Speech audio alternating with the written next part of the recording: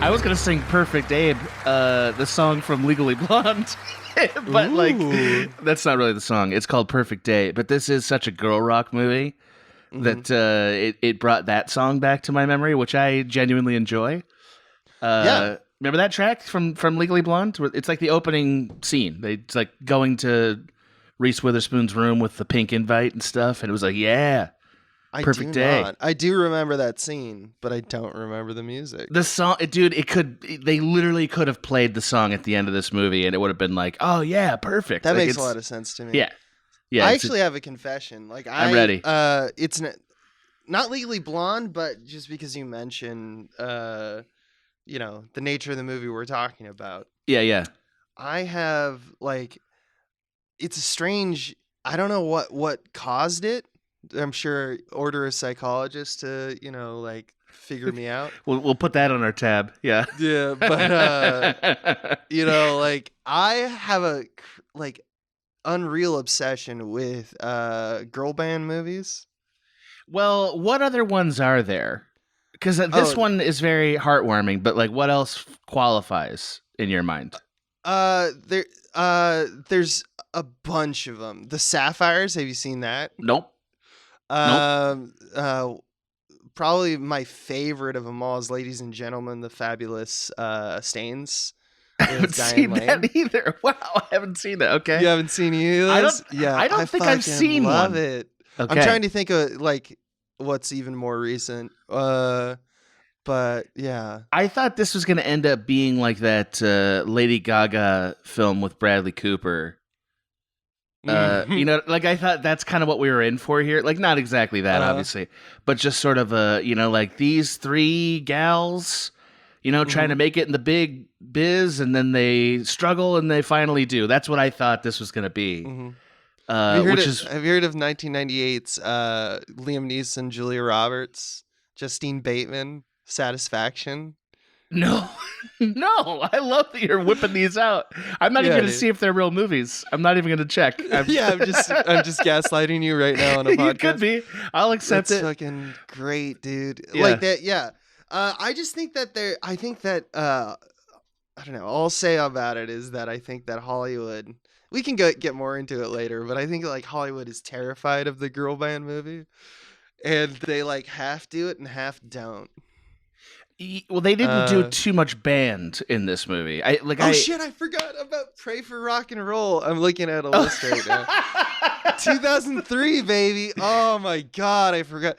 Pray for Rock and Roll. The name of the punk band in Pray for Rock and Roll is Clam Dandy.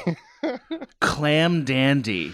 No. Yeah, oh my God, it's fascinating. It's a fascinating subgenre, I guess is what I would call it. I mean, they seemed to be halfway in on this band being cool, and maybe not even halfway, about a quarter way in on that issue, and about 3/4 into them looking cool. There's a lot more about how they looked than whether they were exactly. It's almost like they don't have oh my God, we just suck as a culture. I haven't seen the 2010 movie. I'm excited to track it down. There's a movie that is Dakota Fanning from 2010. Dakota Fanning and Kristen Stewart are in a band. Oh my God. They're a rock band called the Runaways. That's the name of the movie, is the Runaways. Well, I'm gonna corral this into an episode. Not because I think it's fascinating that you've seen this many of these, but this is Directorpiece Theater. I am one of your hosts, the beloved Adam Ganser. I'm called beloved by many, including my parents. I call you that. Yeah, I know. I just wanted you to say it. Okay, wonderful. Yeah, okay. I got it. I'm the other guy. I'm the other director. Yeah, you are. The adorable. I say it and I smell my own fart and I go, yes. Director Abe Epperson. It just leaks right out when you say it too. Just gaseous. Right out there. Yeah. That's really what a fart is, right? It's like a gaseous form. Yeah, it's just a piece of you that's air. Yeah. Yeah, that's all it is. That's really all it is. You're totally right about that. And today we're going to be discussing, if you haven't seen it in the title, the movie Josie and the Pussycats, which was released in 2001. And very much when I watched it for the first time, not 2 hours ago, felt like a 2001 movie. When did you first see it, Abe? Oh, 2001. Okay, so how many times have you watched it, would you say? Maybe 4. Okay. Now, you're going to love this hypocrisy before I turn the reins over to you. Josie and the Pussycats was one of the movies that was like a go-to recommendation for me as a Blockbuster employee. Because yes. So like people would say, like, what's a fun movie that nobody's watching?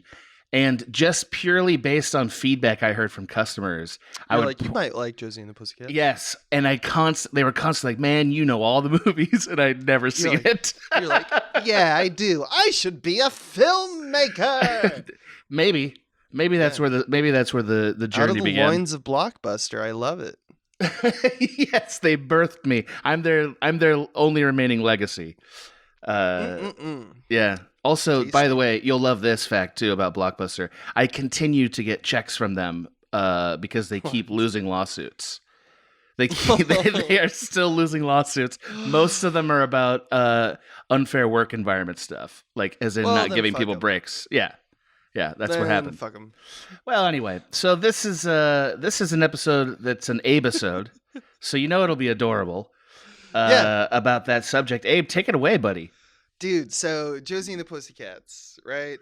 Yes, right. I want to talk basically about this, like how it does subliminal messaging, but of course we have to start from somewhere. I can't make art if I do not have my clay. So we have to get into your mind a little bit, dear reader. Right. And maybe you aren't super familiar with Josie and the Pussycats. It's a cult movie, pretty popular as far as cult status, but often overlooked, obviously, as cult movies often are. Maybe you haven't seen it, or maybe it's been a while. So I'll kind of sum up what the movie's about. First off, directed by Harry Elfont and Deborah Kaplan. You may know those names from, they're also the directors of Can't Hardly Wait. That makes sense. Mm-hmm. That makes sense. This is a comedy, as Adam said, from 2001. They squeaked right in right before 9/11. I just think that's relevant. It's not really. Oh, no, I disagree. I think it is. It's totally relevant. Yeah. It paints a portrait of a time, and I'm going to talk about that a little bit later, I guess. So let's hold that off. But 2001. So yeah, it's a story of like a barely noticed rock band from Riverdale. And yes, that one, it's actually like some people like me, I didn't know when I started watching it. In fact, I didn't think I knew until like the second viewing that it's from a comic. It's from the Archieverse, right? So it's Riverdale. Unbelievable. Like that alone is like, why? But okay, sure. Yeah. And it's like a beloved comic. And there's even a reference at one point because they're like, why are you even here? Is a line. And the response is, because I was in the comic books. It's like super, like, it's almost Scott Pilgrim-esque or, like in that regard. Like it really breaks the fourth wall often. They wink at camera literally and metaphorically a number of times in this movie. Exactly. So yeah, this band is hand chosen by an elitist and like powerful. We get the feeling that there's only one huge record company in the world, but a particular pop music executive played by Alan Cumming has kind of just killed their NSYNC boy band analog for asking too many questions about what's the subliminal messaging inside their music. And he's at the orders of Parker Posey, who kind of leads the whole subliminal kind of wing of that of Mega Records. Yeah. She's also, as I said to Abe, hitting a home run in every single scene she's in. Oh, yeah. Just crushing this movie. I can't say that anyone carries this movie because there's so many fun like performances, but Parker Posey and Alan Cumming are bringing the fucking... They're just bringing it. They're way more interesting and substantial than anybody else in this movie is. I think it's fair to say. Right. So the movie follows like the band reaching the pinnacle of success, and then they start asking questions, much like du jour which is the name of the Sure NSYNC boy band, yeah. that got destroyed with Seth Green and the guy Turk from Scrubs. Donald Faison, baby, I love him so much. Faison. Yeah. So it becomes like a kind of tete-a-tete between Mecca Records and the band, as the record company clearly has a clandestine plot to add subliminal messaging into their music to control people, not just to buy brands and product placements, which is kind of what it's supposed to do, but also the nefarious leads of these projects, like Fiona, who is the name of the character that Parker Posey plays, wants people just to like love her, you know? Yeah. So right. they're just trying to make teenagers drones, right? And it gets to the point where Josie herself gets brainwashed by her own music, which is kind of a nice little metaphor. And it's all done by this computer, this magical computer called the Megasound 8000, which inserts subliminal messaging into any mix that you put into it. This kind of fractures the group, who ultimately reunite because their love for each other is so strong. And so they kind of ignore the messaging kind of programming, and they actually smash the Megasound 8000. At the end, the government comes in and says that Parker Posey and Alan Cumming, you'll go to jail. But secretly, they were involved, so they're just pivoting the teenage drone plot from music to movies, which, the movie makes a nod at, like, yes, the movie you're watching right now has subliminal messaging in it. So it's this kind of like, it folds upon itself in a way that I think that only late 90s, early 2000s comedies can. While it still feels as though everybody had a good time. Nobody was really that bad. Like everybody like sort of had a reason that you can understand, and you can kind of pity them even, Exactly. That's a key ingredient to, I would say, these two filmmakers. Like that's what they do. Lovable characters that you can just be like, you. Yeah, and so it kind of ends as you'd expect. It's like a kind of popcorn movie. So Josie tells the concert audience that they're gonna sing new material instead of their singles, which have been, are subliminal. And everyone loves it anyway because they're just a good band. Sure. Which honestly, just taking a very wild step out, the songs are pretty good. Like for a movie band, really well produced, and it's the machine working. I know. It's not like good music on the level of like, this is interesting actual music that I would play on my own. But like for a movie pop song, it's as good as That Thing You Do or whatever, like. Yeah, absolutely. Yeah. And that's why I think it's a beloved cult movie. In my opinion, it's probably because it's wonderfully positive characters, the relationship and dynamics of the core three, which is Rachel E. Cook, Rosario Dawson, and Tara Reid, Josie, Valerie, and Melody, are the characters. It features a like kind of subversion in a way of that classic rags to riches trope where the band at its crucial moment chooses to remain friends and abandon their dreams of being like famous rock stars, possibly, in order just to do the right thing and like, do the right thing, basically. Like they could have just fallen in line and they just choose all the time not to. It's a very delightful, gleeful, colorful film that doesn't really have a mean bone in its body, which is another thing I love. Because like, for example, even in the final moments when we like foil the quote unquote bad guys, who are really just mouthpieces, to some extent, they reveal they're power hungry and evil because of insecurity and social stress from an American business culture that requires perfection. And so we find sympathy for them, and they kind of like grow themselves and like confide to each other. They went to the same school, and they're both kind of, I don't know, I guess non-traditionally, or I don't know what we would call it. That's one thing that I don't know how they're pretending. I don't know how you really do, but because they're bad characters, you just say, oh, they have like bad teeth and they have like no hair and slurs. Has, like, yeah, exactly. It's just like, I don't know. But the point is, they kind of are cool with that. Is the point? So it's kind of perfect for the thing it's doing. It is interesting as like a brief aside about this, because this is what I think makes these films not translate to broader audiences. That basically everybody's problem in this movie is that they're all trying to look like something they're not. You know what I mean? Like, and ultimately the problem that Parker Posey has and Ellen Cumming is that they are literally trying to look as though they're different things than they are, not the deep angst and like, you know, pain that caused them to do that. They don't address any of that. Like, it's all very like, oh, you have bad teeth. Well, I can forgive that. You know, like that's really all it is. There's actually a really Parker Posey does this really like I noticed it this time and I hadn't noticed it before. She has like a line when she's like starting to break down, you know, because they like call her out. Where she does the lisping because she has a lisp.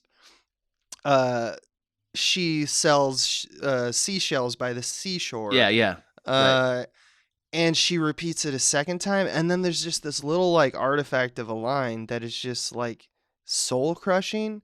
And I believe the quote is, she says, "I tried my best." And it's like such an indicative, like almost to the point that I wonder if it was like a improv.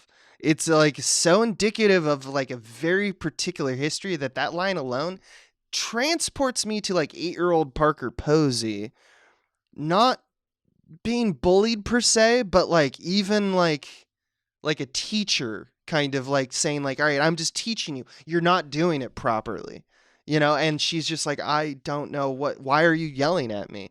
And it's just like, it show in a single instant, it really like teleports you to the reason for the sympathy, not just like, let me tell you a whole sob story about how I have been like, her opening line is basically like, have you ever had to try to be something you're not your entire life? Like, you don't know what that feels like to try to hide who you are. Right. Which is a more traditional way of saying it because those lines are just like kind of true, and resonate with a lot of people. But I don't know. I think there's something even more to Parker Posey's character than even that. I would say yes. Probably because she added it with, I mean, it's hard to, you can't just like flippantly diagnose what makes this character interesting or not with one thing. But I would say that Parker Posey specifically is why the character is interesting, less than anything the character does. Like, it's things like the way she looks tired when she talks and like the way that she kind of flounces into rooms. You know, like basically think of what's her name? In Hunger Games, Elizabeth Banks. Yeah, or you know honestly, I mean? Yes, but you know what it really reminded me of, and this was really kind of surprising. It reminded me of how everybody in New Girl does things. That show New Girl. Like, oh, interesting. You know how New Girl, like those of you who have ever watched it, has this like really lazy vibe to like the acting, and I don't mean that they're bad acting. I mean that they just kind of like do a half-assed job of the line on purpose, and it's funny. Yeah, everyone's kind of cash. Yeah, everyone's real cash, and she's really cash all the time. She's really cash, and it's most very of the time. funny. Yeah. I want to go into that tactic because I think that's deliberate. Oh, 100%. And you're right. Yeah, to bring it up. She's killing it there. Also, this reminds me just a very little bit. I know you're going to go here probably. It reminded me a very little bit of Austin Powers. Not just because they're at the same time, but because just like Austin Powers, everybody... The tone of the comedy is all Austin Powers. Yeah, and also everybody in the movie is actually supposed to be a beloved character, like a doll that you end up just being like, then they're friends afterward. You know, and they go golfing and shit. And that's true. Like, you can think of even the supporting roles. They're like, they have big casts. I love the whole Eugene Levy stuff. That shit is like... He was great. Yeah, I enjoyed that. Like, he's basically comes on the teleprompter, or he comes on they show a little movie they made to explain like the subliminal messaging, you know, when they're like kind of doing they're in their underground trend-setting lair, and they're like pitching it to countries, like presidents of countries, and like, this is the thing we can do, and we can do it for you, and and the whole globe will be under our thumb. It's the same. It's almost the same. So it's set. Mega Records itself with the blues and the grays, and silver, just that like cheap plasticky, metally plastic. Mm-hmm. Like, even the cat ears look like something that was generated in Dr. Evil's lab. Yeah, for sure. There's a lot of overlap. I think it's a little bit just sort of the aesthetic of... Well, so Jay Roach directed Austin Powers, and he's done a lot of stuff. these two filmmakers, I haven't looked into their whole filmography, but like I would say also Can't Hardly Wait has a kind of cheap plastic vibe to it, you know? Yeah. Yeah, I think that you just look at sets in Josie and the Pussycats, and it's like everything looks like a Target ad or an Old Navy ad at that time. And a really simplified version of it too. Like right. But yeah, okay. So I don't want to. I know you got places to go. So well, yeah, I just kind of like. So the way this is gonna work is, we're gonna talk all the way through it, but like, and I want to explain like the two like the dichotomy of this movie as I see it, and then we can kind of talk about whether or not we agree with that, and if it's a success. Specifically, I want to talk about how the movie, and in a way, movies in general on this topic of kind of propaganda or subliminal messaging, how they navigate that space. When I say propaganda, I mean the word as like messaging in general, or in other words, like trying to reveal context in a way that supports a particular argument. Now, that sounds very broad because it is. That's most films, obviously. So by my definition of the way I'm using propaganda right now, any film that's trying to say, like, believe this person is good, or believe this person is bad, or wholesome, or raw, or authentic, or, manufactured and bland. These are all arguments, political arguments about a character or about something in the movie that the movie wants you as the audience member to understand and just to kind of assume as on faith, this is the truth, right? So filmmakers kind of set up that necessary kind of suggestion no matter what. They're showing you context just by showing you frames on a screen. So all films are inherently propagandist if you take it for like that. Save some like in the 60s, there's like some essayist films that are like not thesis driven at all, and like go away specifically get out. Get out of here. Yeah, exactly. Like just shut the fuck up. Shut the fuck up. But by your argument, every single assembled piece of media is a propaganda you've basically piece. Seen operates in this way, right? Yeah. That's what the space I'm talking about we're navigating. Yeah. This film in particular makes a case for something that is kind of rare, because there's this delicate balance between portraying your like big bad, your evil side of the film, your antagonists, as they're the ones framing the conversation and forcing people to believe something. And then you juxtaposed it with the wholesome scene work of the more genuine and real Pussycats. There's a context that the film says one of these things is good, one of these things is bad, and the filmmaker has to do things to provide context of which is which. So that's kind of where I'm starting. To me, the reality is, of course, it's all fabrication. And I think it's pretty expertly done when you start to look at the minutia. Okay. I want to start with the kind of world building. I think it's especially smart that they chose the villain as like a series of mouthpieces for an idea. And that idea is essentially control, manipulation, subservience, apathy. Like everyone in like almost all of the movie pretty much is what it's trying to parody, right? Everything is simplistic, formulaic. Even the movie, save the exceptions I mentioned earlier about like subverting some tropes. And some people may even argue that Josie and the Pussycats, the ending message, the fact that they like they play in the biggest concert hall or whatever, and have a great time, and it's a happy ending. Is vapid or naive, but I personally like it for what it is, because like the whole thing is upfront about being bubble gum like pop candy. Right? To me, it's like you can't hate the movie for being exactly what it is. Right. Like you can say this isn't for me, but like being like, no, it's bad because it's too like saccharine at the end. It's like, dude, they've been wearing like fluffy pink like boas and like like it's been this like bright colored hope and dream fest, with like a light sprinkling of cynicism that gets dusted off the whole time. Come on now. Right. Yeah. So the movie kind of starts and it's like Beatlemania, right? For this band du jour. Which I loved. Thrilled with Donald Faison in that whole sequence. Oh yeah. Thrilled with him. Yeah, Also thrilled with the fourth guy who I didn't know because he crushes the third act. Like that guy who's the only guy that comes back in the third act. He does one thing that I'll talk about later that just warmed my heart to max. You know, it was very good. Almost everyone in this movie is good or stale, but even when they're stale, they're really good at it. Like it's intentionally stale. Like I'd even say that like Tara Reid is not a great actor, but perfectly deployed in this movie. Well, see, and that's what's so funny is like she's really playing against type here.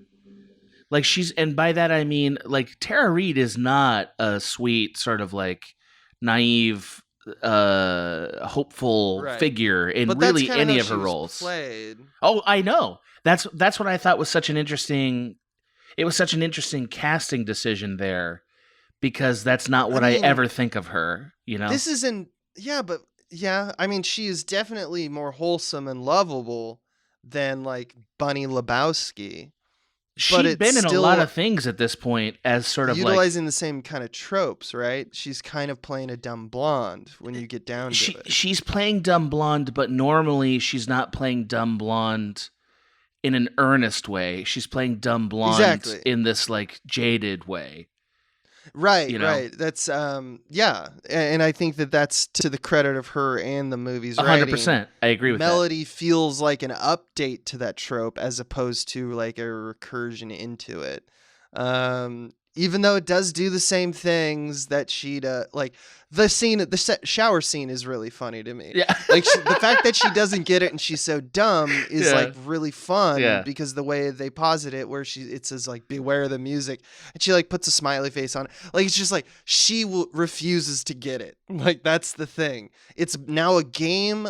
It's less a like, look at this dumb woman. You know, it's not pointing and laughing at her. It's pointing at the game that the writers kind of decided to do with the character, which is a dummy, just like, you know, Arrested Development does with Job, or like any Homer Simpson. I mean, just think of any fool in any comedy. She's another of the long list of extremely dumb comedic characters that warm your heart, you know?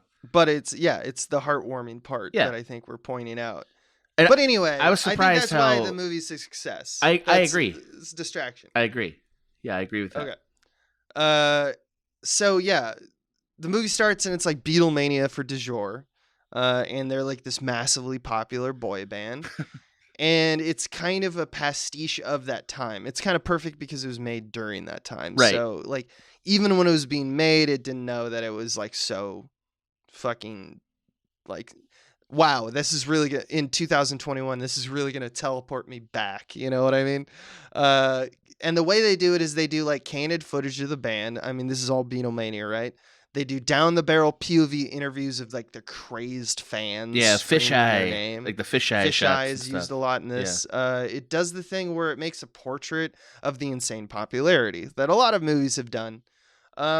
There's production design choices that really are indicative of the time, obviously, that really teleports you to like TRL in the early 2000s.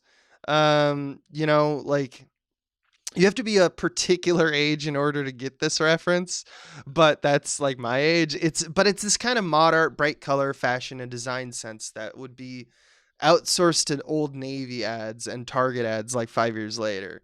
But at the time, it was just, like I was saying, current. It does a fairly good job of selling us that look, which is very expensive, by the way, on a mid-range comedy feature budget. I just wanted to point that out. That's interesting. Is that they do a very... If you ever want to look at a movie that feels big, but actually the way that they take it, the way they, like, oh, we have to sell that they're rock stars. Well, they're going to go get...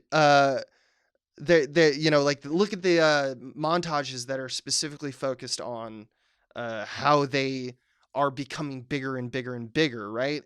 And obviously, in a budget for a movie to portray that, you'd imagine the spaces would get bigger. The the things would become more expensive, the cars more fancy.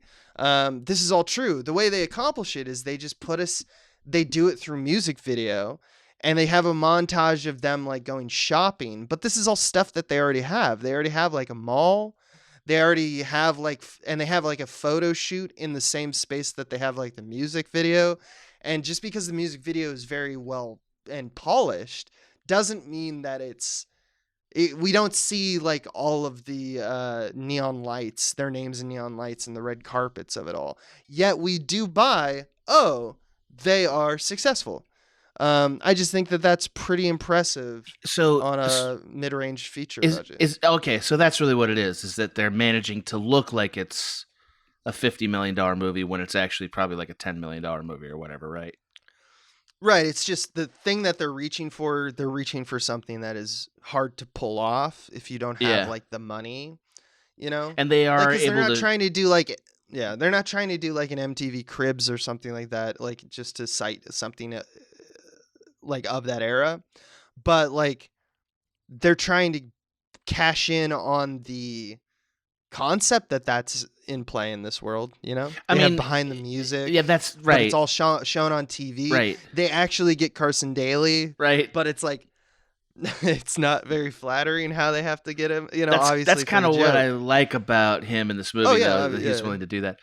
I mean, right, they very cleverly put things that seem expensive in the movie in a way that's completely inexpensive to show them. You're right. That is very smart. I totally agree with that. Anyway, last thing I want to say before we jump really into it is that there's something that the world also says about people.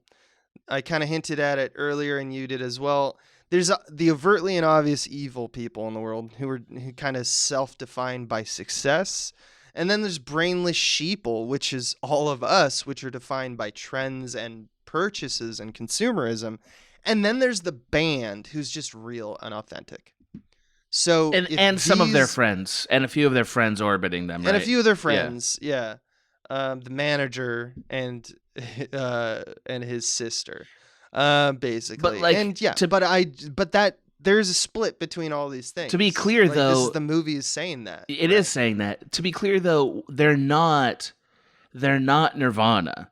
They're not like Sonic Youth or some band that's like countercultural, like authentic in a countercultural way. Hold on to that thought, because we're going to talk about that later. Okay, fair enough. I just want to do real quickly the obvious parts of the movies, but like just so you know really what we're talking about and the kind of the good work that they're doing in this movie via product placement and color, which is that I'll just kind of go through them like as quick as I can. The movie starts with DeJour performing Backdoor Lover, which is really unbelievable. funny. Yeah. And their plane is in black and red with pink accents. Their fans all wear pink. The plane has pink accents as well. Target has bought the inside of the plane. There's logos everywhere. Ivory soap in the background. I don't know if you noticed. Of course. There's just bounce dryer pads presented on the wall like an Andy Warhol painting. And then later, when they're on like the same plane, it's Motorola who owns the inside of the plane. And by that, I just mean that the walls are covered with their logos. When we meet the band's bullies in Act 1, it's a trio of women in pink, and they're just dragged right out of Clueless. The world itself is designed by malls and suburbs, much like if you've seen Edward Scissorhands. The way they portray that suburb is it's this oversaturated pastel colored like grid of tiny boxes. And then we cut to Josie's house, and it's more in common with what looks like an abandoned house. But if you look deeper, it's like full of kitchen life. It's exactly what they're trying to say with the character, right? It's like they're not the suburb. They're like this other thing, but also familiar, but also different. All these little trinkets and pieces of art are in the yard. There's a montage early where it plays a Pussycats track over literal shots of brands like Sobe, Starbucks, Pizza Hut, Steve Madden shoes. It's all like presented as if it's an ad for those things, right?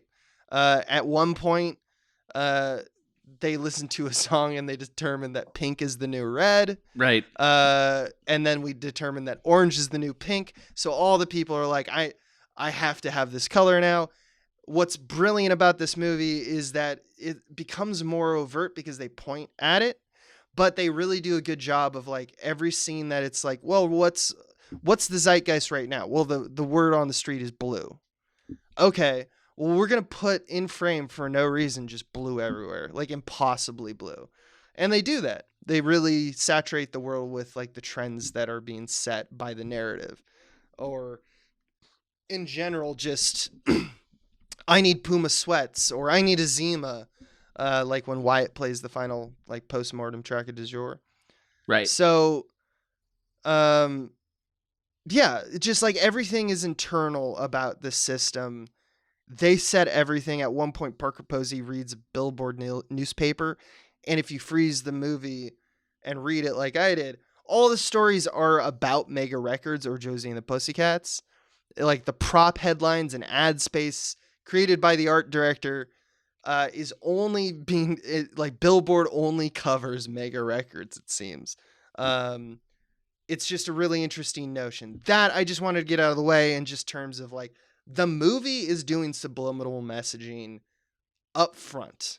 They're not being subliminal about it. They're being very upfront about the subliminal. Right. They're bringing the subliminality.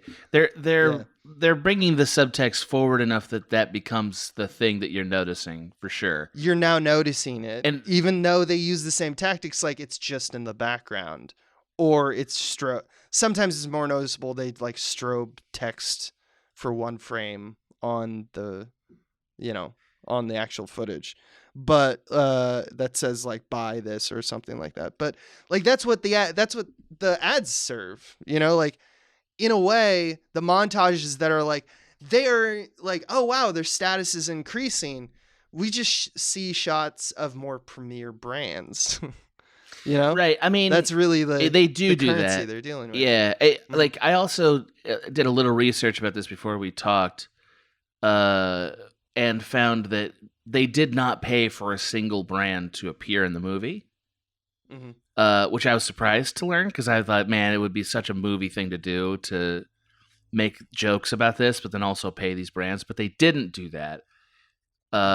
So, I mean, that creates still a complicated conversation that I know is the one you actually want to have, so I don't want to say it for too long. Yeah, let's pivot to that though, because I think there's a great example just to let the audience know of like the kind of space we're talking about that. And then I want you to say what you're kind of say about the punk rockness of it all. Right. And there is a woman in the movie.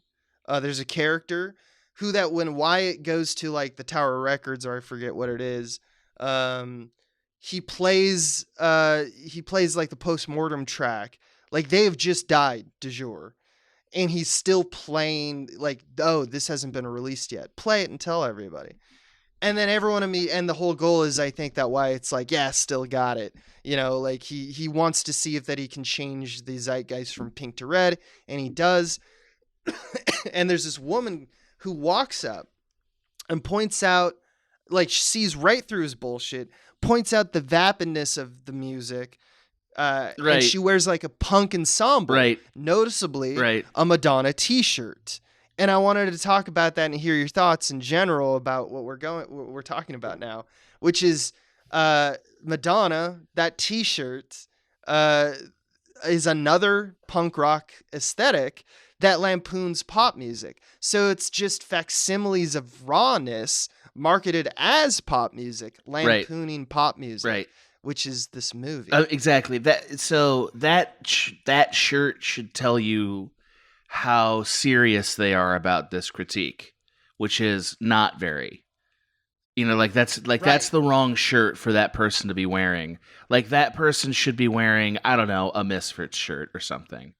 You know what I mean? If like they were going to be honest. Yeah, I mean, or if they were going to fit the trope of the person who refuses to be a part of this whole culture. Yeah, and the trope. If they're going to do that trope, but they don't really want to do that trope. They kind of want to nod at it so that you will shut up and not actually engage with that. So you'll shut up. That's what they did to the. That's literally what they did to the woman. They like shut her in a van. You never see her again. Oh yeah, right? Yeah. But I mean, I don't think that the movie is necessarily saying that we want to shut her up.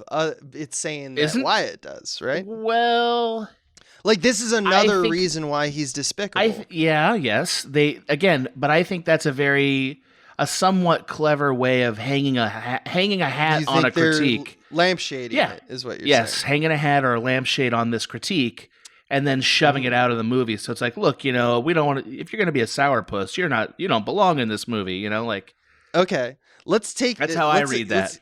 No, I like it. Let's take that read and extend it farther, right? Great. I think the movie, and I think you'd agree, is lampooning all the things that it is, right? It's a vehicle for brands. Yes. It's a damning indictment also of trend-based cultures, right?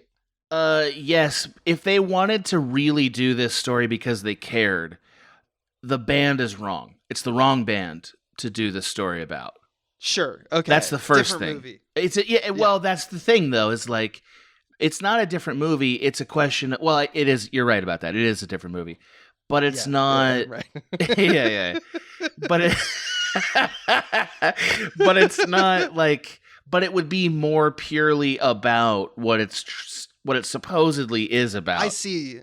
Yeah, they could be more brutally honest about like how fucking useless trend-based cultures are. Or something like that. More damning. Yeah. More. Instead, they choose, like, they essentially did what in the 90s did with rock. They were like, let's define rock. Okay, rock is like, yeah, this is what rock is in the 70s and 80s. And then they were like, okay, in the 90s, rock has been around for a while. What are we going to call this new thing that is also rock, but like more updated? Let's call it alternative rock. Right, exactly. Right. It's the rebrand, it's the recycle, it's Pepsi New. Right. It's Pepsi One and not Diet Coke or whatever. Coke 2. Yeah. I'm nailing it. Coke Prime. You enjoyed the smooth taste of Coke 1. to put this in like an actual historical context though, because it matters. Uh-huh. So like this actual conversation about corporatization in rock was like, it had been happening for a long time, but it really was happening in the early 90s. So like these guys aren't visionaries for pointing that out. Like it was more significantly pointed out by some acts earlier that decade. So they're borrowing from that. Also, let's be fair, they borrowed this topic and then kind of buried it in the advertisement for it. So like they were not upfront with what kind of movie this was about. Like this was. It was just come watch the Josie and the Pussycats. Right. It's a fun. Right. It's girl. But it's not movie. Like. But it's not ironically done. Abe Everson comes to the theater. Come on, Abe, you'll like it. You're gonna love it. But it's not like it's Starship Troopers where like you have to take a step back and appreciate what the parody is. Yes. Yeah. Or it's like once you start realizing the tone of the movie, you go, oh, okay. Well, that's you realize what kind of comedy it is, and then you go, okay. But it wasn't marketed that way, is what you're saying. That's part of what I'm saying. I'm also saying that they're not really doing it because the base elements of this critique are not being done correctly. Like if you wanted to, like honestly, if you wanted to do this critique, there are two things they could have done that would have been more interesting. And you're going to think I'm a dick, but I'm just going to say it. The first one is they could have done an electronic band. What a dick. Like, but couldn't they? Like that's music that wasn't popular enough. An electronic. Wait, oh, you mean like electronica? Yeah. Yes. Okay. They could have done like Kraftwerk. Like Kraftwerk, but something updated, right? Like something like closer to Prodigy or, whatever. Like Kraftwerk 2. Yeah, Kraftwerk 0. No, you're right.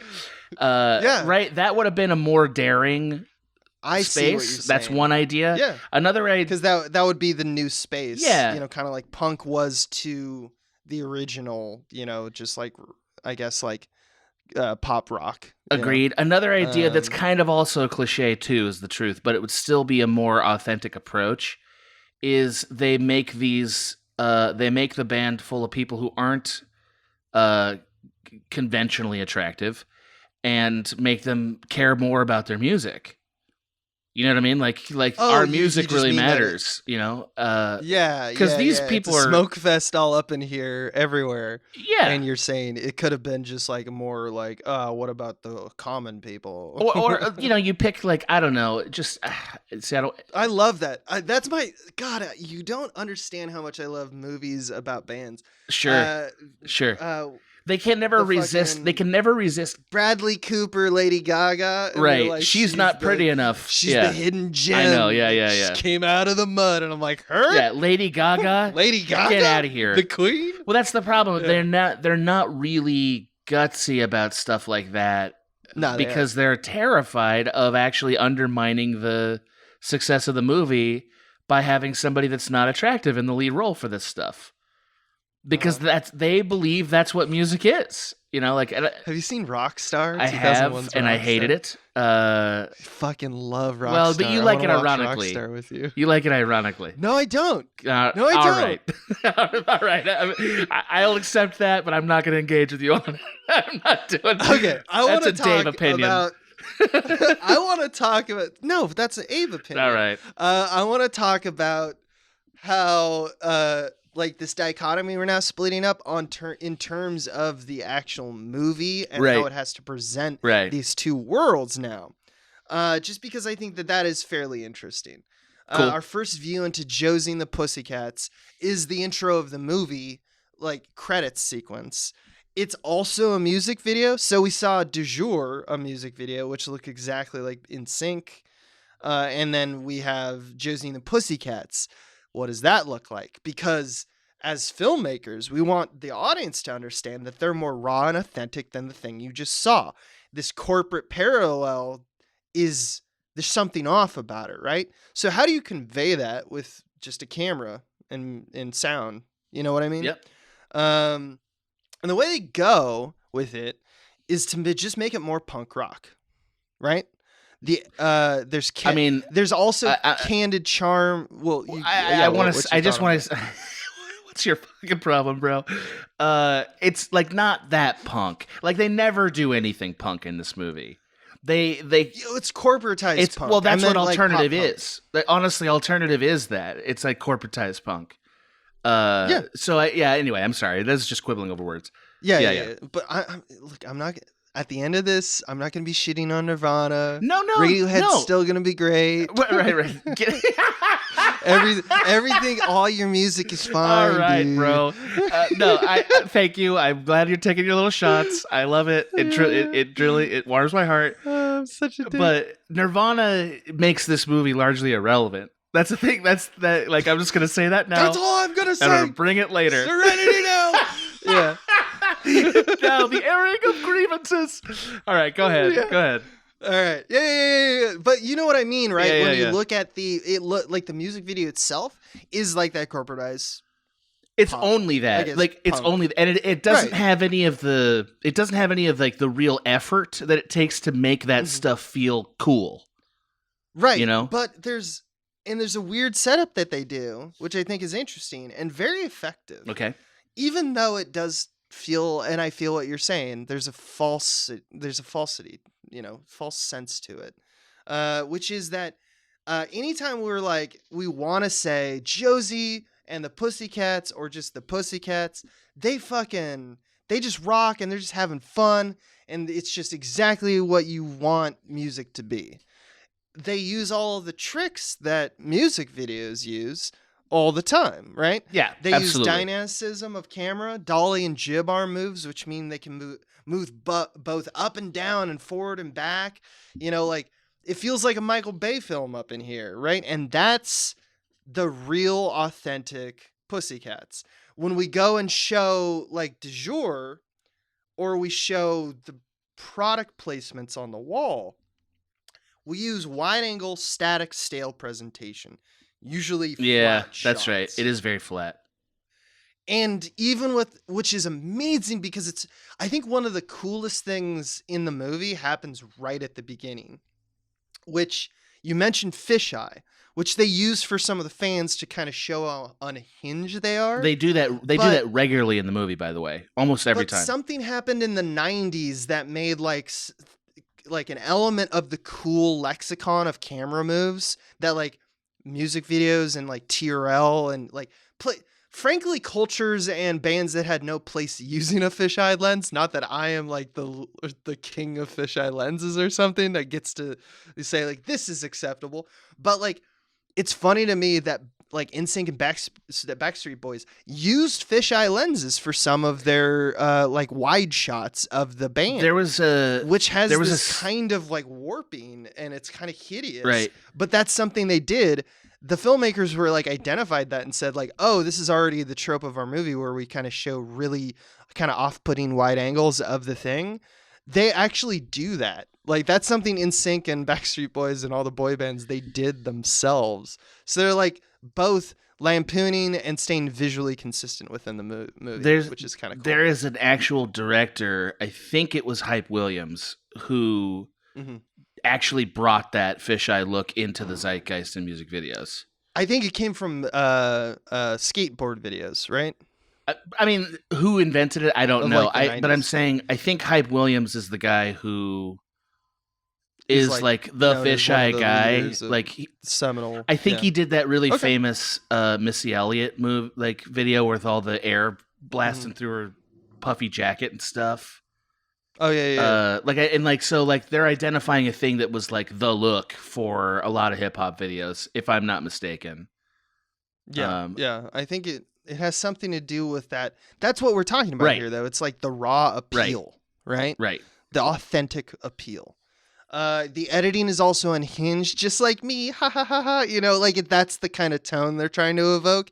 It's like when they edit the punk video, it's just like, I'm just going to cut here and then jump cut. I don't give a fuck. Wee. Yeah. Yeah. Meanwhile, what they're jump cutting, which I find even more interesting, is that in this credit sequence at the beginning, the footage is sometimes shots of the cast in like medium close to medium wide, jumping on an off-screen trampoline, and the camera's looking up, so it's like this very vibrant, saturated blue sky with clouds, and they're jumping in slow motion, and they're very excited, and it looks like an allergy or laundry detergent ad.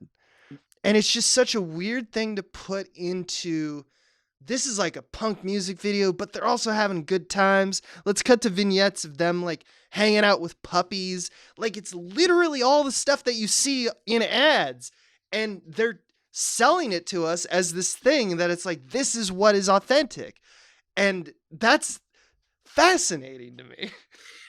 And I think I know why, I guess, is what I'm saying. Like, I think it all kind of comes down to a Parker Posey scene. Okay. There's a great scene where Parker Posey, her opening move to get the Pussycats to like her is she brings them into her room and instigates like a girl chat where they eat trashy food and talk hot goss.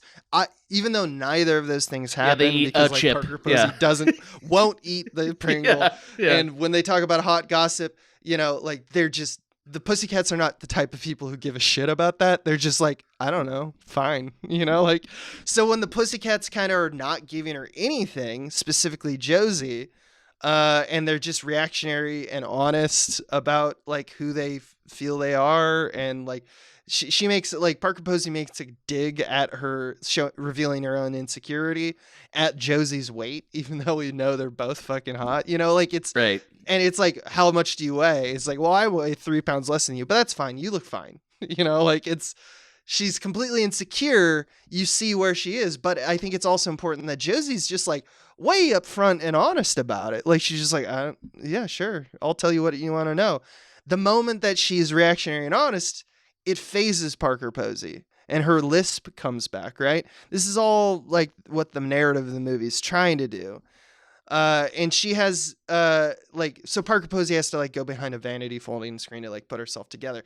But the point is that in this movie, much like the Mega Sound 8000 is magic in terms of like convincing people just to be drones and follow a thing, Josie's like unadulterated authenticity is also magic and just cuts through the bullshit.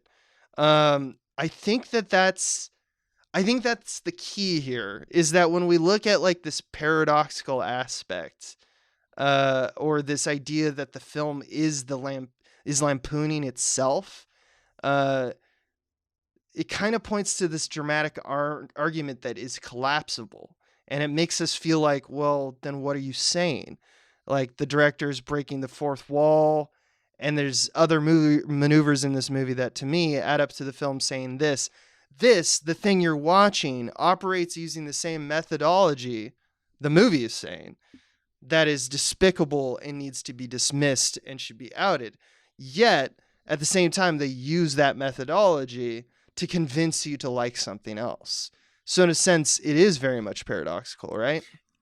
Which I think is kind of what you were saying, right? It just makes me wonder, like, are they really doing this critique, or are they inadvertently making fun of the thing that they're actually saying? You know what I mean? Like which side of this line do they actually fall on? Is this a valid, interesting satire, or is this a self-aware but still commercial way of trying to sell stuff to you? You know? Well, the way I feel about it, because of the way it kind of eats its own tail, I guess. You know, the movie, when you strip that all away, the movie is about being honest with yourself and identifying based on self, not culture. So why wouldn't a film like that be upfront about its obvious manipulations? I think the movie's attempt to be genuine, despite having a classic like band plays a concert and everyone loves it ending, or look at these ads, look at these trends, look at these brands. I don't think it's the like cashing in on pop sensationalism, how I learned to love the bomb, because at the end of it, you, the audience, and tell me otherwise if you didn't feel this, you don't care if they have success or are famous at the end. You literally just like they say, hope you like the songs, and that's it, right? I mean, yeah. Like, you don't care. Are you gonna extol that as a virtue of this film? Is that? I think it's showing you that all this stuff is collapsible. It all goes away. The brand iconography lampooning stuff is fine. It's not something that's load bearing when it comes to the message of the movie, because the message of the movie is how to do something. And all this other shit is auxiliary. It's pointing out that like trend setting and, following that kind of, culture or whatever, is dumb. Okay. But it's irrelevant is the point. Yeah. Because the real relevance is just, having a good time. Well, being pals, knowing what you're all about, and not letting others define you, right? Well, that's what their manager screams while shirtless at the end. Which is, a fine moral for a movie. But I'm kind of waiting my turn here because I have some counterpoints I want to make to. Okay, great. Yeah, go. So I'm going to ask you this question, and I don't mean this is not a stump gotcha question. I mean this sincerely. What does Josie want in this movie? She says her want at the beginning, which is that she wants people to hear their band, basically. It's in the scene with the bowling alley scene where we see for the first time they're playing to no one. Yeah. And she's just like, she's basically just like, I wish there was just more people who heard us. So her want is what she gets at the beginning of the movie, which is a very typical structure of these things, right? Well, not always. They immediately in Act 1 get what they want. Okay. And then other things start tacking on. That happens. And so then the need is to, like, stay true to her voice or whatever. Like, fine, yeah, exactly. But, like, we have no idea what her voice is. Or really any of them. We like, none of them really have unique identities or, like, wants that are identifiable, except by sort of, okay, well, we've subtracted all these things, so I guess this means this is what the need is. And to me, what would make this movie like a 10, like this is a great film, is if they wanted something really identifiable that they didn't get. I mean, or needed, I guess, if you want to use those distinctions. They needed something really identifiable that we understood, and then got it at the end. And they don't. Which is sort of why this movie, I really liked it, yeah, by the way.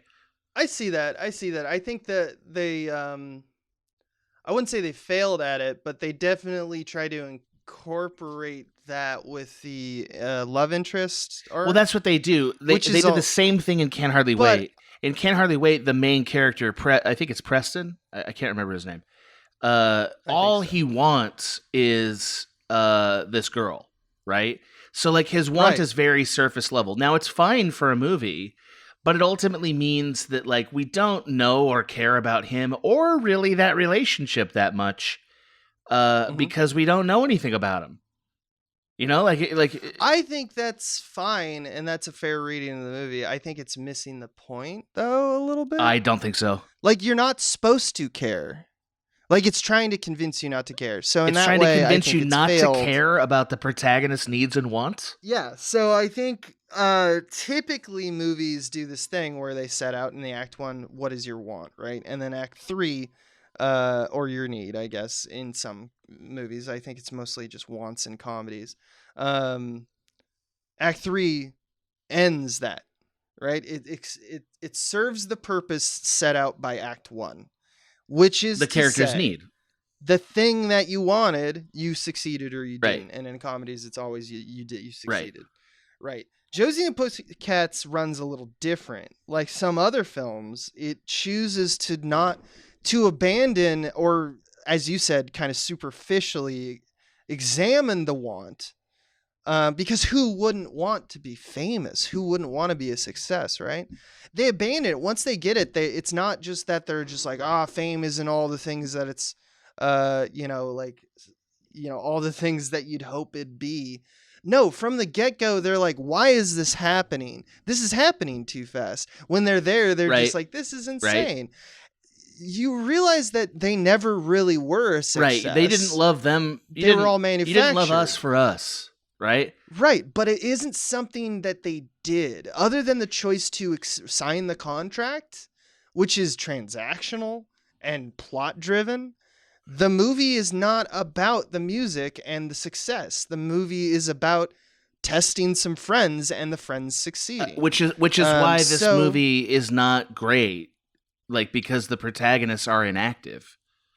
And because I don't know what what their music is compared to how people were listening to their music, like what was wrong with the songs themselves that were being played. And the answer is nothing. Nothing was wrong with them except for the subliminal messaging. So if the music was different or better, you'd like the movie more? If I understood, because there's two things going on right now. I'm establishing that what we said was she wants people to hear her music, right? That's what she wants. More people to hear her music. And then you said, and I agreed with you, this movie gives her that right away. Now, and then we're going through sort of a murky journey where, well, they're kind of not really hearing it because there's subliminal messages, which I guess we're supposed to take as meaning they might not really like her songs if there wasn't these subliminal messages telling them they like the songs, which is not how subliminal messaging works, but fine. In the magic of the movie. Kind of. They didn't explain that very well, but kind of. Okay. So I guess at the end, then the truth is they listened to her songs without the subliminal messaging, and therefore she got what she wanted. But like, it's not a powerful emotional moment because ultimately, it's a passive problem that they didn't super solve. It's because it didn't matter. Well, and that's what I mean. So then it's like, well, it was fun. I had a good time. And undercutting those kinds of things is a thing in comedy movies, especially from that era. I get that. Like Austin Powers, what does Austin Powers want? To defeat Dr. Evil, man. Stop fucking asking these questions. Scream does it too. But Scream does it in a much more self-aware, carefully orchestrated way. Like Scream does it by like carefully pointing out here are the conventions and then undoing them. Not like Josie and the Pussycat, which is kind of just doing the conventions. Like that's kind of why I brought up Scream. Right. Because Scream does the same thing that this is doing, but Scream is the movie that you're looking for. But I don't think, and it's if you're looking at Josie and the Pussycats, you're never really going to get it. Because the movie you're looking for, if I'm understanding, I just want to make sure I'm understanding your point of view right. That the reason that Scream is not to make it necessarily qualitative, but just for brevity's sake, better, is because it reconstructs and deconstructs in front of you the tropes. The tropes aren't the point in Josie and the Pussycats. What is the point, though, right? Well, you tell me what it is then, because I'm curious what you think about that. I think it's about friendship and having a good time Well, with your see, pals. but that's like, yeah, man. I feel like it's and not letting. I mean, honestly, I mean, I know I'm being like facetious, but like it really is knowing what you're all about, not letting others define you. It's about self-identification, not cultural identification. And my point to that, I agree with you that the movie does say that. I completely agree with you. And like, if this movie was Dazed and Confused, I'd say they would have hit a home run because that movie does that message really well. But like Dazed and Confused is it is a good movie, right? And so what I'm really doing is I'm saying this movie is not successful at establishing that because it wants us to kind of care about the journey of the band. And we don't really connect to the individual passions of the band that much in more than a very surfacey way. The entire band is extremely surfacey. But exactly, the whole world is superficial nonsense. Well, but then it's like, well, then why are you Every critiquing? element of the movie. Right. So then the question becomes, well, then why would we bother doing this satire about how corporatized everything is, if you're not going to give me something that's actually real or authentic to anchor me? Because then that would, to me, that would actually be a slap in the face of the theory I'm talking about. I don't think so, because you made a whole argument here. Because then it wouldn't here. be a collapsible theme. It wouldn't be something that is in its heart paradoxical. The idea is to be paradoxical. I think you've used some words that I don't completely understand what you mean by them. I don't think the movie. Well, okay. I don't want to like sit here and be like, this theory doesn't make sense. That's not because I don't think I don't think that. I think everything you said made sense, and I agreed with it. The point where I'm like, well, yeah, but I still don't think this movie works is because I don't agree that it's being like, look, man, your plot conventions and your satires, like, they don't really matter, man, because we're just here having a good time. Because I would say we didn't have enough of a good time for me to think, yeah, you're right. This was really more about hanging out and less about the structure. You know, like the movie really leaned into the structure, I would say. In other words, like always, movies don't. Why doesn't this movie work? Because it didn't work on you. I do think it's consistent. I don't think it is. I don't think it is, and here's what I mean by that.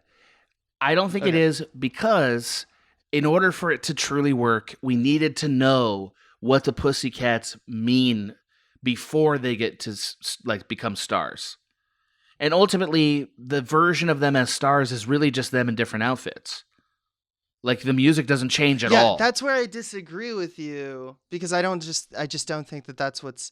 Because by doing so, by making them actually real and authentic, you displace the commentary. I mean, not only would it be like... Because, like, obviously we're talking about, like, something that is a comedy and it doesn't take itself that seriously. I agree. Because then it would be saying that the tricks that we did to you, the viewer, as the filmmakers, in one instance was good and one instance is bad, and just believe us that the good one isn't as manipulative. Well, so which in reality you're doing the Derrida's logic, right? Which is like, once you point the finger, you're pointing the finger in both ways. Right, which like that's fine, and I agree in like an existential sense. I agree with that logic. Let me give you an example of a movie that I think kind of treats its subject in a similar way, but is more successful. The example I'm thinking of is Heathers. Now, Heathers has flaws. It's a great movie though, but it has a lot of flaws. It is as silly as this world, right? I think we can agree with that. Maybe even a little sillier, right? So the hero in that movie, Winona Ryder, and like the sort of, I guess we'll call him the catalyst character played by Christian Slater, they also are unreal. Like, they're not authentic in like these are real people and then everyone else is a maniac. That's not the kind of movie it is. Everyone in the movie is kind of a maniac in one sense or the other, right? Like, they're all exaggerations. But they're grounded enough, and I understand their point of view enough that the journey that they're on and then get to at the end is meaningful to me. You know, like, it's like, I understand, like, it's meaningful, and it's not in Heather.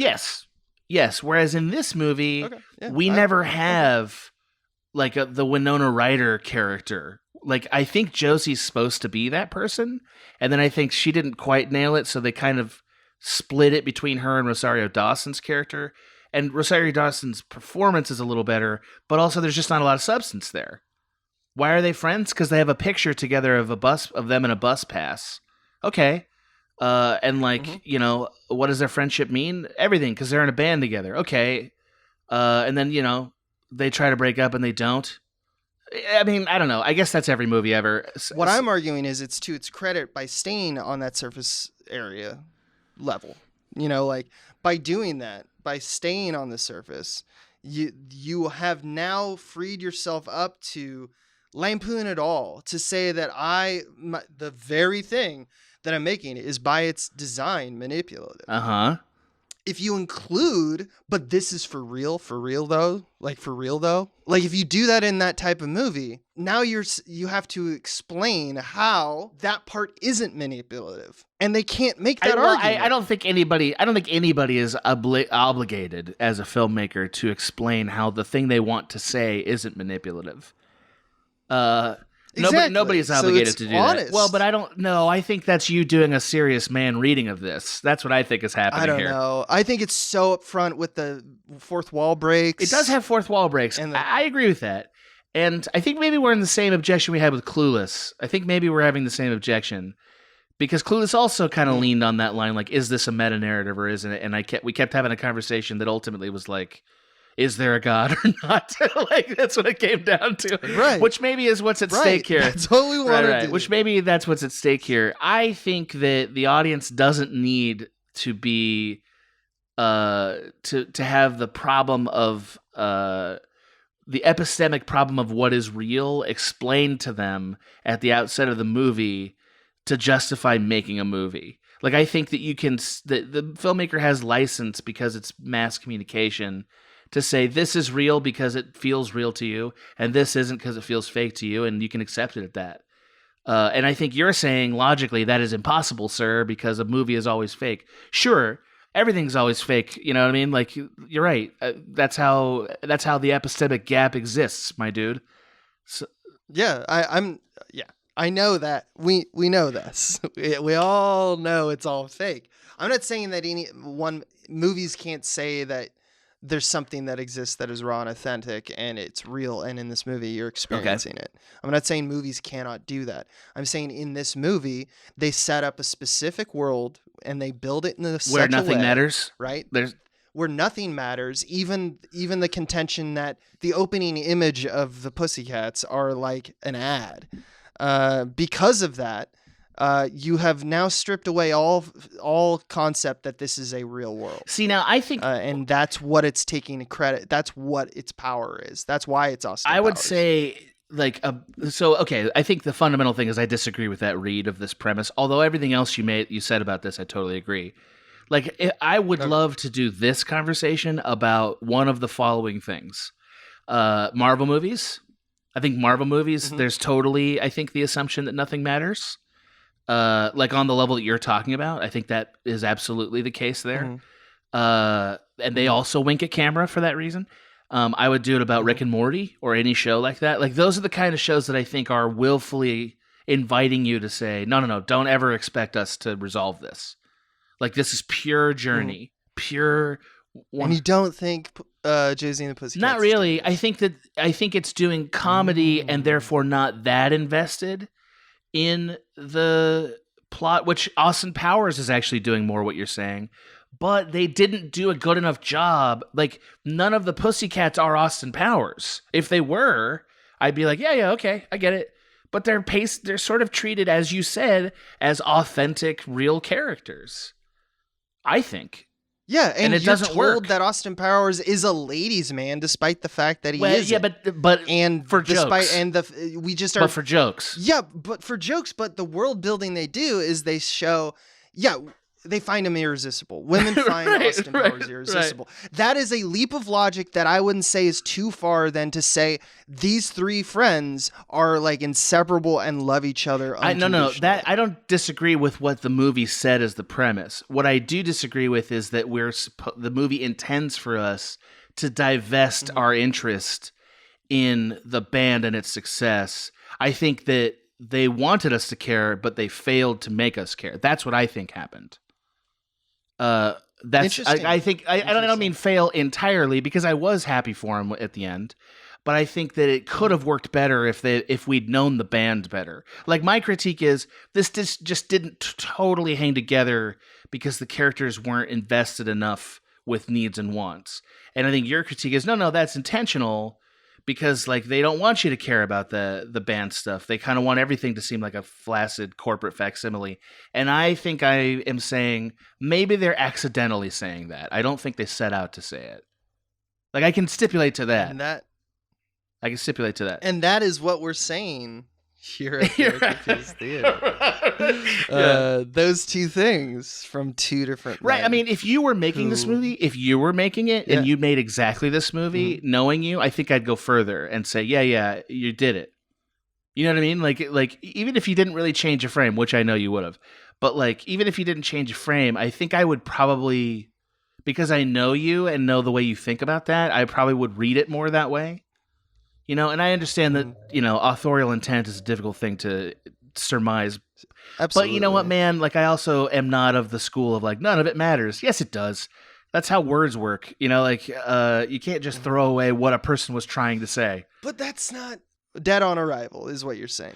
No, I disagree with that. I did like their relationship. I did think it mattered. I didn't say that. I just think that the movie split its focus about what it was trying to say over things that some of them were invested in and some of them weren't.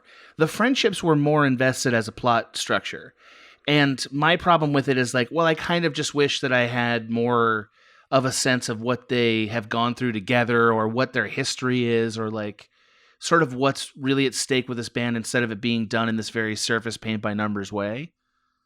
You know, but I agree with you. Everything else you said about that, I completely agree.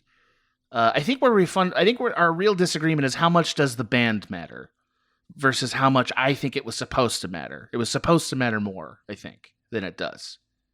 That's really it. Yeah. I could see that. But I think that the movie is consistent in the regard as it portrays, like it might be like for instance, I probably would have a little more not respect, I got to use a different word. I would probably grant a little more license to a filmmaker who I understood to be making movies with that kind of vibe. Like I was saying, if you were making it, or to use somebody more famous and known, like if David Lynch was making a movie like this, I would probably let go of, well, not every single thing is motivated the way that we expect it to. Right. You know, maybe that's unfair. I just, out of the interest of understanding. Okay. All right. And I think it will solve some things for everybody. Okay. And honestly, not to try to make the audience or make the questions like oversimplified. Sure. I want to ask you just a few yes or no questions. I don't mean to like. No. Then once you're being fair, answers, I'll get you. I get it. No. I'm just literally like, I want to know. Do you believe that the movie is more or less about being honest with yourself and identifying based on self, not culture? Yes, definitely. That's the message of the movie. Do you feel that the movie succeeds in presenting that as the theme? I think it. You want yes or no, right? Then, yes or no? Does it? Yeah. No. Does it? Partially, no. Mostly no. Okay, well then I don't even have to ask my third question, because like I think that then you just. That's only fair. Because it splits. You just don't buy it. Only because it splits its focus across several messages. That's what I mean by no. Not like it didn't say it, but like it said several things, and they weren't all consistent. I mean, to me, it says two real things. It says the thing I just said, and the other is because culture is vapid and nonsense, and therefore this movie is nonsense. Right. So go out there, go write your own songs. Or they didn't say this. This is me saying it, but like this is the implication of the argument to me. Is just go have a good time with your pals, know what you're about, don't let others define you.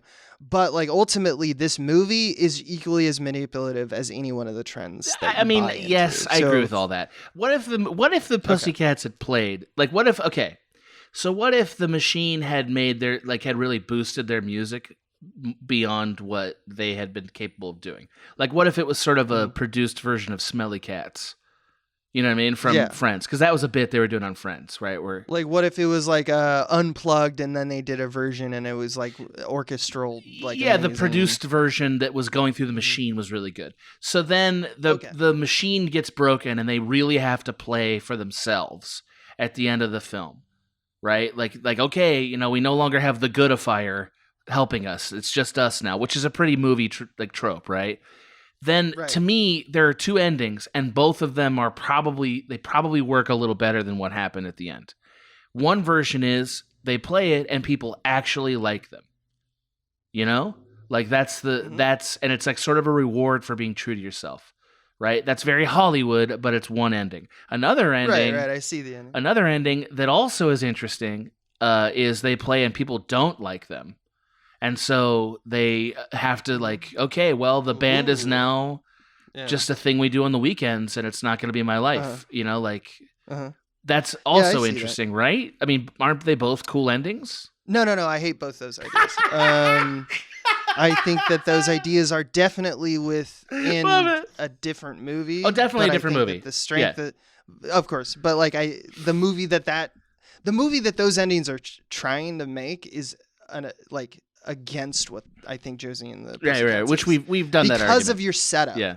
Specifically because you're saying like, so let's say they played like I use the word unplugged, but you said let's say like the 8000 goodifier did something that made it actually like robust right. And I'm saying the movie, as well as I happen to believe, that whether it were like a acoustic transitions to a, you know, fully produced mastered single, they're both manipulations. Sure. Right? Sure. Well, what else is there? Well, authenticity is always in. Yes. Okay. Why are we not authentic? Well, we're not, like, because we have too many people, too many chefs, too many too many instruments. Let's just make it just a lady and her guitar, and it's raw and has appeal. Right. It's like A Star Is Born, you know? You do that is equally a manipulation and a trope that is identifiable. Because we live in this postmodern world, you can't separate it unless you have been living under a rock. You can't consciously say that you aren't aware of this. So what you're really saying is in 2021 you can't make that movie, because I don't know if that was true in 2001. I think in 2001 you couldn't make it. I don't think so. I think that's what's in 2001 they're making this case. They're saying it's all collapsible. It is postmodern. I think you're doing a very smart read on this that is not what I don't think the film successfully communicated what you're saying. It might, I think it might have tried to even. I could even say that, but they didn't bail enough on the band and the success of the band, like in the third act, for me to say yes, that's what they were saying. Because we're clearly supposed to be like, yeah, they won at the end. We're clearly supposed to. I don't think so. I think we are. I think you're supposed to just go like, and then it I'll just play it off. It doesn't matter. Just like do the thing. No, I think they gave us like a big saccharine like high five at the end. Right? I feel like maybe we've exhausted this. I will say now, my favorite thing that happens that is not a main plot point, like just favorite side character thing that happens in this movie is the fourth guy from Du Jour just walking up on the friend that they hated and just like, you're mine, lady, and like she like it gets into it. Killer. Like it really killed me. I was like, man, that guy's killing it right now. It's fantastic. Du Jour is like it's one of the best. They start really well with it with Backdoor Lover. Like everyone is doing the thing. It's really like, it's almost like they, maybe it was because they're so in it, but there's little isms they do, little like things that Seth Green does, like even how Seth Green is whiny in the plane scene. He's still trying to save face in a way that, like, I don't know, it's exactly how I imagine like one of the Backstreet Boys would act. Like it's so funny because I think they were so in it, because 2001 was like the heyday of that they were like dropping little like visual cues just by the performance that are maybe not even entirely intentional, just going on with like, this is how someone dances, this is how someone like does like acts cool because like because boy bands definitely had ways in which they're like, if you hold your fingers this way while you speak, that means you're cool. And it's just like, oh, they're nailing all of those tropes the face. that we didn't even know. We just kind of, now we talk about these things more, now because social media because is of so the instant. internet. Yeah. Any cultural sensation, we have an immediate reaction, and like all reactions are immediately done because there's so many instances of thought. So you go to Twitter and you're like, all the jokes have been done, all the takes have been had, and you're like, okay, so now we are instantly postmodern. That's the only difference between making, like, I don't know, Josie and the Pussycats in 2021 versus making it in 2001. I think 20 years ago, they knew at the time, like, they just didn't have the internet in the same way. Maybe. So they weren't able to identify. Like, that's why I don't think they went so far as I think you and I both kind of do want. I will give you that, even though I don't like the endings you laid out, not because the endings are bad, but because of the inconsistency. Right, because you don't want the movie to be like that. I perceive the movie. But like the nuance of the lampooning, the satire itself, you're absolutely right that like if this movie were made today, this movie would it wouldn't nearly be enough. Like this would be like the act 1 to it. Well, I think why I like Rick and Morty and stuff. A good version of this kind of story, is like, well, maybe not exactly the same, but a similar version is Scott Pilgrim, right? Like, because Scott Pilgrim, he is sort of avoiding having to address his like personal faults the entire time, which is a thing that is sort of happening in Josie and the Pussycats, in that they are avoiding the nagging feeling that this isn't what it's supposed to be. Like they keep squishing it down, so there's that similarity. And also that in the end, he kind of throws off a lot of the expected battle stuff that's gonna happen. You know what I mean? Like they kind of do it and then they kind of don't do it. Like they undermine it a bunch of different ways. So I think like maybe that movie is a little bit more of an updated way to do the none of this matters thing, you know? Yeah, I think the nihilism or the apathy that you perceive in Scott Pilgrim, or I say we all perceive, is because of the tone of that, which I love. I love that movie, which is very that sardonic, sarcastic. I guess like I guess anytime they're going for irony, it feels like that irony is supposed to not necessarily be true. It's like something like think of what's his face, Michael Cera's like scoff, where he goes like, oh, like that kind of thing. We're supposed to laugh at the idea that he is that way. We're not. It's a double irony. It's a But I think that's what most none of people... that exists in Josie. Oh no, I don't agree. I think Parker Posey and Alan Cummings are that. I think they are that. I think the problem is not everybody is that. I think the Pussycats are not that. Dr. Evil. I don't know. But we also laugh at Dr. Evil for being like there is a sarcastic enjoyment of Dr. Evil, right? Like that's the whole idea. Yes. Right? Yeah, but there isn't an awareness like of the... Oh, I don't know, man. I don't know. I think there is. With Dr. Evil, I mean, the second movie they have a miniature clone. Yeah. Like, I think that tells you they know exactly what they have here. Well, right. There's many things going into that answer. Right, of course. Forgive me for flippantly throwing that in there. Your point. I don't know. I guess, yeah. I would... Like I think everybody has perception biases, right? Like, and that's not just as a media consumer. Like that's like, a philosophical fact, right? As close as anything can be a philosophical fact, right? It's like, look, perception and bias are, ingrained in all of us in different ways. So reality, whatever that is a difficult thing to discuss meaningfully. But we all still try, because we're all still in this world trying to find a way to communicate across the chasm of perception, right? Mm-hmm. And in your and I case, I think we kind of constantly come back to this, like, how do you, like, what are these, do films that are doing comedy, are they actually asking you to divest of the expectation of story meaning? Because sometimes you've said yes, and I haven't seen the movie that really did it yet, although I've seen movies that tried better than others. So I don't know. but they still kind of come back and start saying, yeah, but you're supposed to care that Scott Pilgrim gets Ramona at the end. You know, like you're still supposed to care about that. And it's like, boy. My thinking on that is it's more convention, but not necessarily. But that's just different words of the artist. What do you mean? Right. Well, because you're only. No, I'm sorry. I'm being too reductive.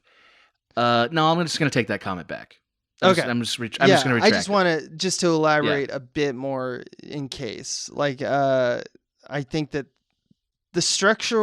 I do believe in the structural things mattering, even if someone doesn't think they matter. They always matter. Form is everything. You cannot convince me otherwise.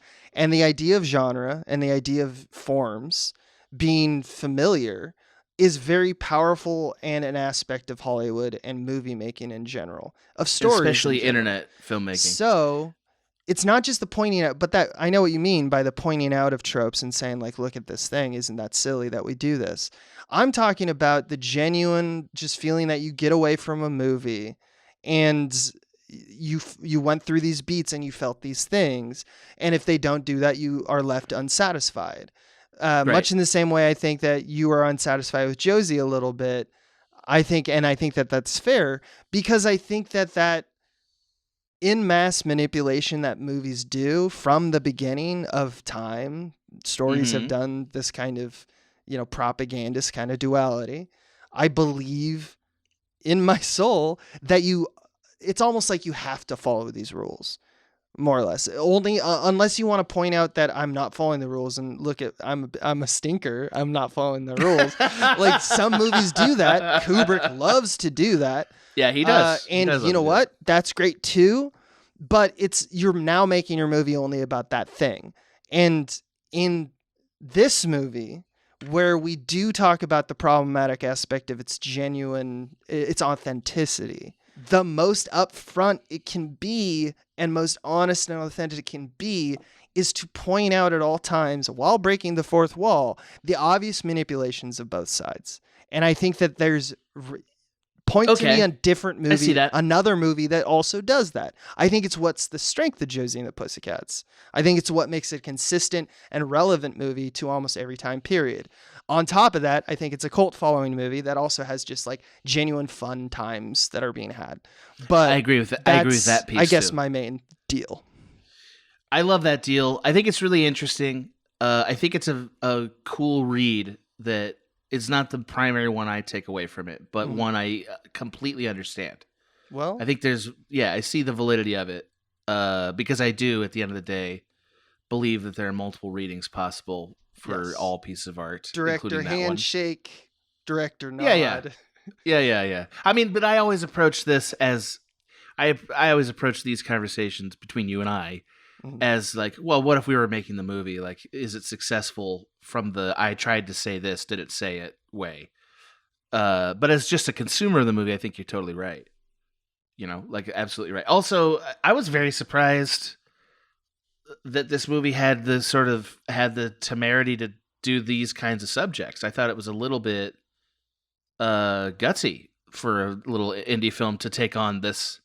I wanted to like the band. I want to thank you for having the patience of listening to me talk about the Sublime and Subliminal Josie and the Pussycats. We're calling it Sublime. You're going to put the word Sublime in there. Dude, okay. Girl rock movies are the best. All right.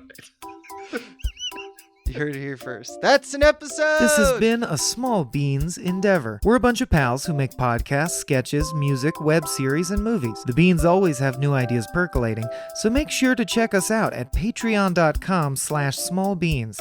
That's patreon.com/smallbeans, where you can browse all of our current and past content, see what we've got planned in the future, and learn how your support can help the Small Beans grow into huge, giant monster beans.